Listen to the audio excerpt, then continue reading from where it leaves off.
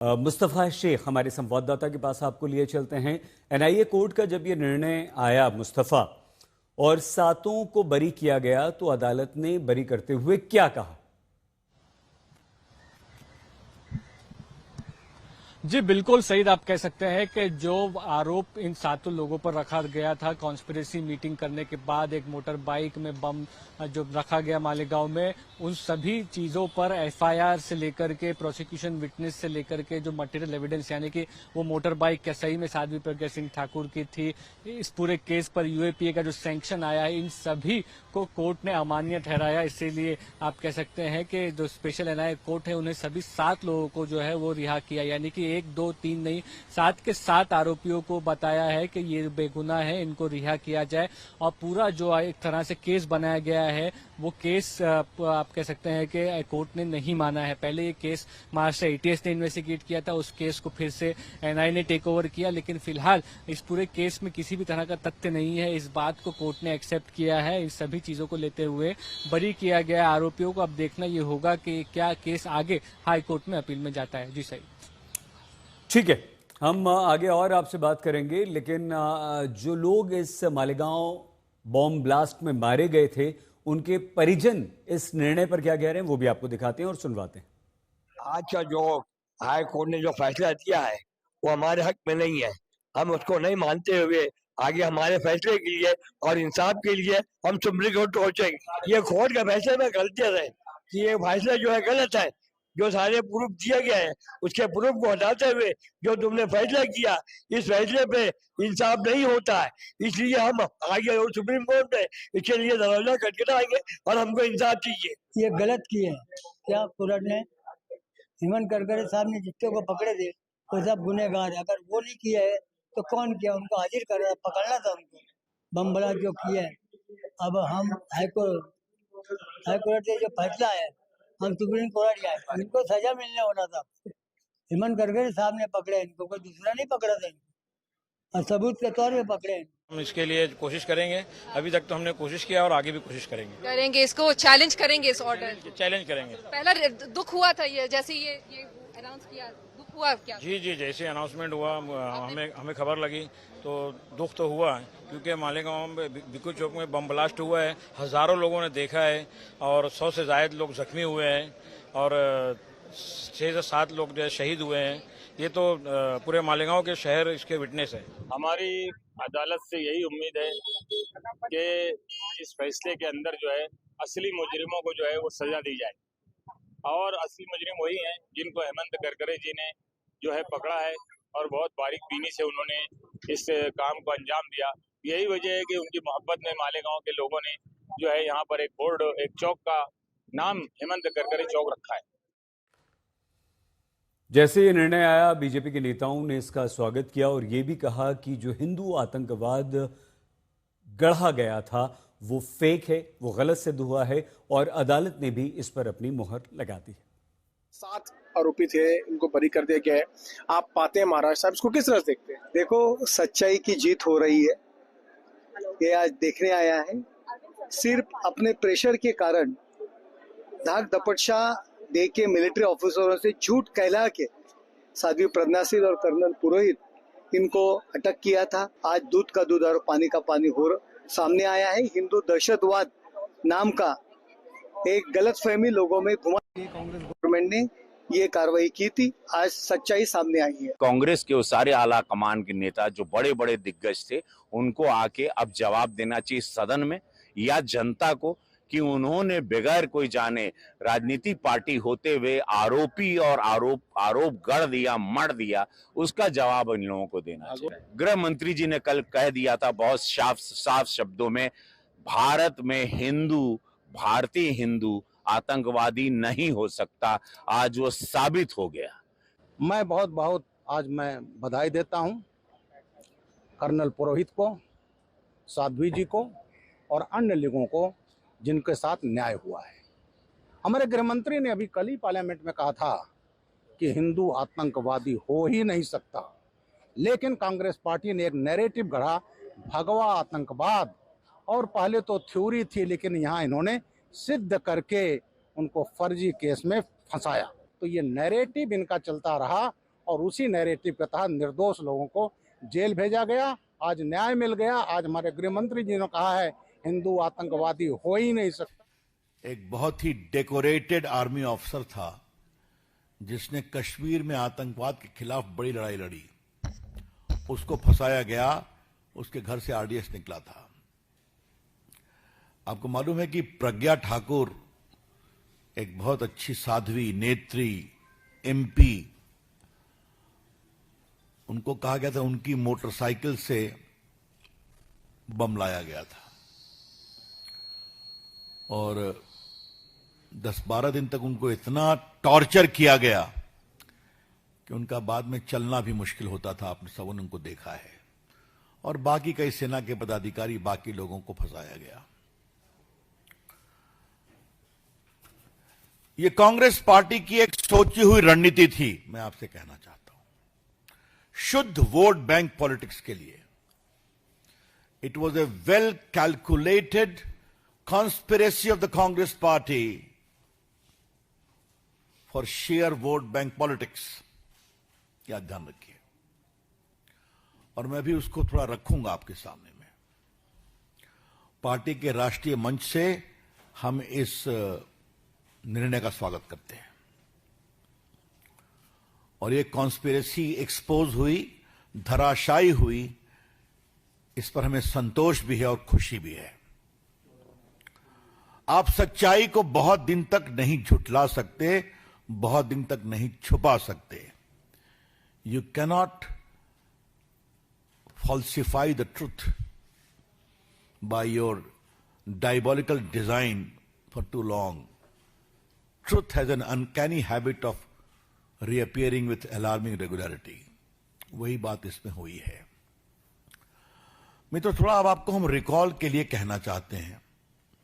याद होगा गृह मंत्री चिदम्बरम ने सैफरन टेरर की बात कही थी, और कहां कही थी?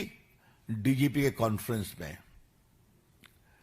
याद होगा दूसरे गृह मंत्री सुशील कुमार शिंदे ने भी सैफरन टेरर की बात कही थी,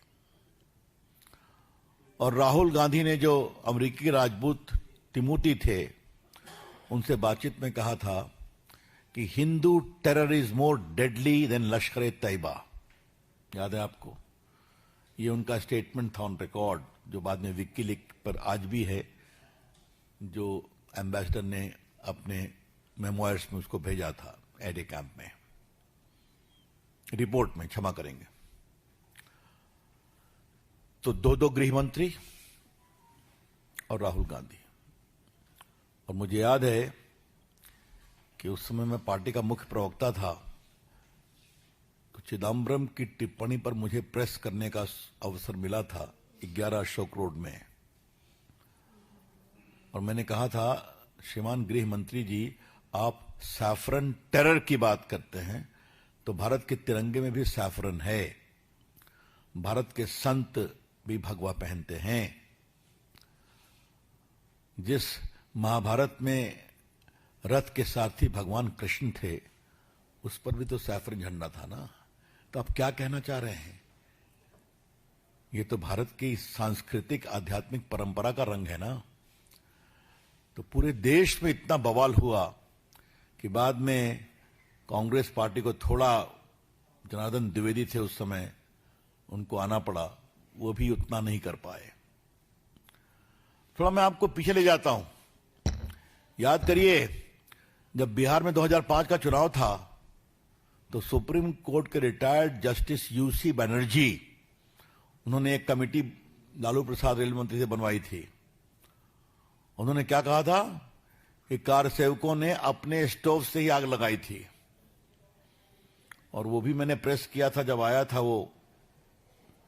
तो मैंने कहा था ये बिकी हुई रिपोर्ट है और जज साहब की हिम्मत है तुम उस पर कार्रवाई करें, कुछ नहीं कर सके। याद करिए, इशरत जहां केस में अमित शाह को फंसाया गया कि नहीं फंसाया गया था, याद है कि नहीं आपको? 2 बिके हुए विटनेसेस को खड़ा किया गया था और भारत के गृह मंत्री को महीनों तक जेल में रहना पड़ा था, शायद 1 साल के ऊपर। और जब उनको बेल मिली तो सुप्रीम कोर्ट ने उनको 1 साल गुजरात से दरबदर कर दिया था। और आज मैं पूरी जिम्मेवारी से कहूंगा that judgement of supreme court was wrong. और मैंने उसको पूरा एग्जामिन किया है लीगली अपने अनुभव से। कोई एविडेंस नहीं था अमित शाह के खिलाफ। तो अमित शाह को फंसाओ, भगवा आतंक बताओ, मालेगांव केस बताओ। और अब मैं आपके सामने इसका दूसरा पक्ष रखना चाहता हूं। ये आप नोट करें बिकॉज बैकग्राउंड बहुत जरूरी है। 18 फरवरी 2007 को समझौता एक्सप्रेस ब्लास्ट हुआ था। इसमें सिमी के 2 मुखिया सफदर नागौरी ने अपनी भूमिका के बाद वो इन्वेस्टिगेशन गए एनआईए के पास। अब इसमें इन्वेस्टिगेशन बहुत गलत हुआ। दूसरी बात यह है कि 17 साल के बाद कोर्ट ने तमाम आरोपियों को एक्विट कर दिया। हमारा पहला सवाल मोदी सरकार से और महाराष्ट्र की बीजेपी सरकार से है कि जिस तरह वो लोग अपनी बेचैनी का इजहार किए थे और ऐसा लग रहा था कि उनके जिस्म में कोई बहुत बड़ी चीज छुप चुकी है, वो सुप्रीम कोर्ट भागकर मुंबई के जो ट्रेन ब्लास्ट में उन्होंने सुप्रीम कोर्ट भागे थे, सुप्रीम कोर्ट को गए, वहां पर जाकर उन्होंने उस जजमेंट पर स्टे लिया। मेरा पहला सवाल ये है कि क्या टेररिज्म के ऊपर इनकी हिपोक्रेसी होगी अगर वो सुप्रीम कोर्ट नहीं जाएंगे? क्या वो सुप्रीम कोर्ट को जाएंगे? दूसरा ये है कि मिलिट्री ग्रेड आरडीएक्स वहां पर इस्तेमाल हुआ, ये एनआईए ने अपनी चार्जशीट में कहा। अब ये मिलिट्री ग्रेड आरडीएक्स इस्तेमाल हुआ तो फिर ये कहां से आया? भाई 2006 का बॉम्ब ब्लास्ट मालेगांव का 2 हुए, 2006, 2008। 2006 में आपने मुसलमानों को पकड़कर खूब पीटा, मारा, वो डिस्चार्ज हो गए। किसने किया वो? अब 2008 का ब्लास्ट फिर किसने किया? और तीसरा ये याद रखिए कि अगर साध्वी प्रज्ञा ठाकुर की मोटरसाइकिल पर ही वो बॉम्ब रखा गया आरडीएक्स मिलिट्री ग्रेड, और एनआईए ने कहा कि उनके पास नहीं था, वो 2 लोगों के पास था, रामजी कलसांगरे जो अभी तक गायब हैं, तो फिर ये हमको समझ में नहीं आ रहा। फिर मुंबई में जो ब्लास्ट हुआ था 1991 में, उसमें भी एक महिला के नाम पर एक वो गाड़ी थी, क्या बोलते हैं आपकी, मारुति वैन थी, जिसको ना चलाने आता था, उसको आपने कन्विक्शन दे दिया। ये हमको समझ में नहीं आ रहा। हाँ नहीं, सुन तो लीजिए ना। अरे भाई आप लोगों को इतना तकलीफ क्यों होती है? अरे आप नहीं आप खुल के बोल दीजिए कि आप अरे सुन तो लीजिए ना। आपको बड़ी पेट में दर्द क्यों हो रहा है? अरे ऐसा लगता है तो फिर अपनी बात कर लीजिए, अपने आकाशवाणी कर लीजिए। 2016 में रोहिणी सालियान ने क्या कहा था? मैंने नहीं कहा कि उन पर प्रेशर डाला गया कि वो सॉफ्ट जाए उसके ऊपर। फिर 2017 में चार्जशीट में एनआईए डालती है, साध्वी प्रज्ञा ठाकुर का नाम नहीं था उसमें। तो ये सब जो चीजें हो रही है, इसका अकाउंटेबल कौन है? समझौता ब्लास्ट किसने किया नहीं मालूम, मक्का मस्जिद का ब्लास्ट किसने किया नहीं मालूम, मुंबई ट्रेन ब्लास्ट किसने किया नहीं मालूम, 2006 मालेगांव किसने किया नहीं मालूम, 2008 किसने किया नहीं मालूम। तो फिर कौन है? अगर वाकई में जिन लोगों ने ये किया है वो तो खुले फिर रहे हैं। फिर हम मोटा मोटा सवाल यही कर रहे हैं कि क्या मोदी सरकार, क्या महाराष्ट्र की सरकार सुप्रीम कोर्ट जाकर इस जजमेंट पर स्टे लगाएगी नहीं लगाएगी? आतंकवाद से मुकाबला करने का दोहरा रवैया नहीं हो सकता। और जो मरने वालों का क्लोजर नहीं हुआ, चाहे वो मुंबई ट्रेन ब्लास्ट हो, चाहे समझौता हो, मालेगांव 2006 हो, मालेगांव 2008 हो, मक्का मस्जिद हो, अजमेर ब्लास्ट हो, इसका क्लोजर नहीं हुआ पीड़ित परिवार के लिए जो अपने रिश्तेदारों को, अपने लव वंस को खोए हैं। सर, भगवा आतंकवाद के लिए बात कही गई थी, इस केस के लिए कहा गया था भगवा आतंकवाद। चाहेंगे कि महाराष्ट्र की सरकार चुनौती दे सुप्रीम कोर्ट में? एनआईए है, सेंट्रल गवर्नमेंट भी है ना। पप्पा जी को क्यों भूल जा रहे हैं आप लोग? एनआईए भी तो है। एनआईए किसके अंडर काम करती है? एनआईए तो गवर्नमेंट ऑफ इंडिया के अंडर काम करती है। रोहिणी सालियान का स्टेटमेंट है, मिलिट्री ग्रेड अगर आरडीएक्स इस्तेमाल हो रहा है तो भाई साहब ये कहां से आया? ये बड़ा सवाल है। सर, भगवा देखिए छोड़िए ना, सुनिए हमारे है। और वहीं पर गवाहों ने यह भी कहा कि उनको मारा गया, उनको प्रताड़ित किया गया और जबरन स्टेटमेंट दिया गया। यहां पर मैं आपको एक बात और कहूंगा, इस पर भी मुझे अतीत में पार्टी की ओर से बोलने का अवसर मिला है, तो आज का दिन है उसके बारे में थोड़ा सा आपको रिकॉल करने का। आरवीएस मणि गृह मंत्रालय के अधिकारी थे, आरवीएस मणि, और पूरा जो इशरत जहां केस में एफिडेविट चल रहा था, तो उनके ऊपर इतना दबाव दिया गया कि change the affidavit, change the affidavit, और कई बार तो गृह मंत्री चिदम्बरम ने ही बाकायदे उनको कहा। तो चिदम्बरम महाशय सिर्फ पाकिस्तान को ही सर्टिफिकेट नहीं देते हैं, चर्चा हुई है ना, और उन्होंने गृह मंत्री के रूप में जानबूझकर क्या भारत सरकार, मोदी सरकार, क्या महाराष्ट्र की सरकार, वो जो लोग मरे हैं, चाहे वो ट्रेन ब्लास्ट में हो, आपने चले गए सुप्रीम कोर्ट जाकर रुका दिया आपने, इनका क्या करेंगे? मालेगांव 2006 किसने किया, 2008 किसने किया? देखिए, हम सच बात कह रहे थे, रहमत बरस रही है। Thank you. देखा राहुल गांधी से पूछा गया, शुरू कर रहे हैं, बाकी शुरू कर रहे हैं। राहुल गांधी सच्चाई से भागते क्यों हैं आप? बोलिए, आप ही ने कहा था ना। तो आज जो कि Hindu terror is more deadly than Pakistani terror और लश्कर तैयबा, तो आप जवाब नहीं देंगे। बीजेपी की ओर से हम मांग करते हैं सोनिया गांधी, राहुल गांधी देश से माफी मांगे। BJP demands that madam Sonia Gandhi ji and Rahul Gandhi please apologise to the nation.